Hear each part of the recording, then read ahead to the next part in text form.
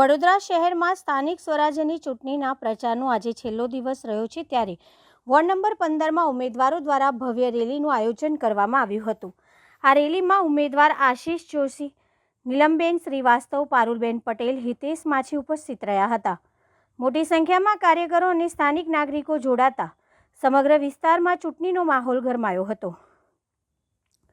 Rally દરમિયાન આશીષ જોશી માટે લોકોમાં ખાસ ઉત્સાહ જોવા મળ્યો હતો।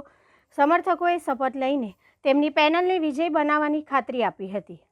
આ પ્રસંગે નીલમબેન શ્રીવાસ્તવે મતદારોને સંબોધન કરતા કહ્યું હતું કે હવે સમય પરિવર્તનનો છે અને વિકાસ માટે યોગ્ય નિર્ણય લેવાની જરૂર છે। અંતમાં આશીષ જોશીએ વોર્ડ નંબર 15ના મતદારોનો હૃદયપૂર્વક આભાર માન્યો હતો અને વિશ્વાસ વ્યક્ત કર્યો હતો કે લોકોનો આ પ્રેમ મતમાં પણ પરિવર્તિત થશે। ચૂંટણીના અંતિમ દિવસે આવી રેલીથી રાજકીય ગરમાવો ચરણસીમાએ પહોંચ્યો છે।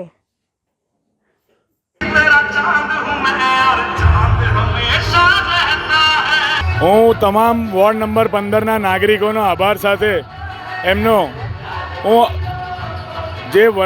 જેટલા વર્ષોથી અમે આ વિસ્તારમાં કામ કર્યું છે એના જે મને આશીર્વાદ કામના મળ્યા છે એ બદલ હું આભારી છું અને 26 તારીખે અમને જીતનો વિશ્વાસ અપાયો છે એ પ્રમાણે અમે મતદાન કરવાના છીએ એવી મને ખાતરી પણ આપી છે।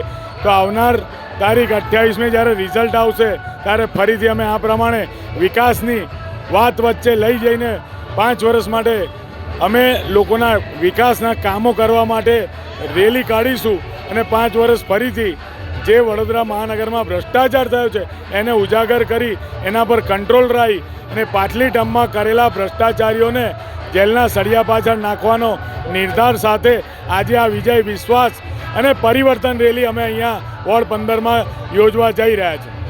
કાલે સભામાં આપણા સાથે લોકોએ શપથ લીધા છે કે આ પેનલ અહીંયાથી જીતીને જ આવશે। મારી સાથે સભામાં નાગરિકોએ પણ શપથ લીધા છે કે આ પેનલ જંગી બહુમતીથી જીતીને આવવાની છે। એમને અમારા પર ભરોસો છે, અમારા કરેલા કામો પર ભરોસો છે, અમારા ઉજાગર કરેલા ભ્રષ્ટાચાર એ એમને ઉડીને આંખે વળગ્યા છે। એમને જોયું છે કે અમે જે રજૂઆતો કરી છે સાચી અને સત્ય છે અને સત્યની લડાઈમાં આ વોર્ડ 15ની જનતા અમને સાથ આપી રહી છે અને જેનું પરિણામ આપ 28મી તારીખે જોઈ લેશું। જેટલા બી દિવસ અમે પ્રચાર કર્યો અમને એવું લાગ્યું કે અમે કોઈ સોસાયટીમાં નહોતા ફરી રહ્યા, અમે અમારા પરિવારની વચ્ચે પરિવારને ઘણા દિવસોથી મળ્યા નહોતા તો બસ મળવા માટે ગયા હતા। માહોલ ઘણો સરસ છે। એ લોકોએ કહ્યું છે અમે પક્ષને નહીં અમે વ્યક્તિને જોઈને વોટ આપીશું અને તમે તો અમારા પરિવારના છે તો પરિવારને કશું કહેવાનું ના રહે। યોગ્ય વ્યક્તિને ચૂનજો અને તમારો વોટ બહુ જ કિંમતી છે અને યોગ્ય વ્યક્તિને વોટ આપજો।